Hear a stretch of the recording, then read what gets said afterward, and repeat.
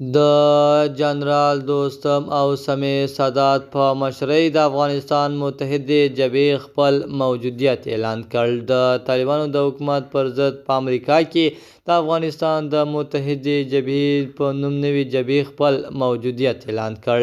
د افغانستان د تیر جمهوري حکومت یو شمېر پوځي چارواکو د طالبانو پر ضد د افغانستان د متحدې جبهې په نامه د نوي غورځنګ موجودیت اعلان کړ. دغه جبهه وایي چې افغانستان د طالبانو له منګولو خلاصول، له دې هېواده د افراطي ډلو شړل او د افغانانو هوساینه د دوی له بنسټیزو اهدافو څخه دي. په سلامونو مو هرکلی کوم د IFG نیوز چینل درنو لیدونکو. سلام، ستړي مه شئ، وخت مو په خیر. پام مو راګرځوم د دې ساعت مهم خبر ته. په سر کې یادونه کوم ملګرو که مو چینل نه وي سبسکرایب کړی د مهمو خبرونو لپاره درسره IFG نیوز چینل په درنښت سره سبسکرایب کړئ.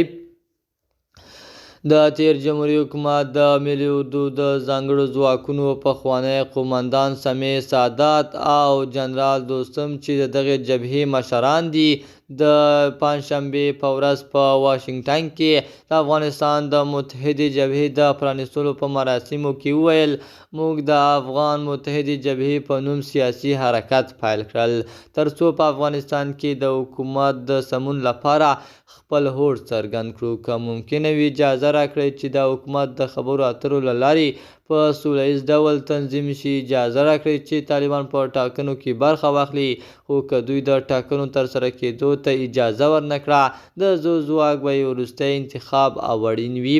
د IFG نیوز چینل درنو لیدونکو، دا و زموږ د دې ساعت چمتو شوی خبر. د نورو مهمو خبرونو لپاره درسره IFG نیوز چینل په درنښت سره سبسکرایب کړئ. تر بیا ښې چارې، د الله په امان.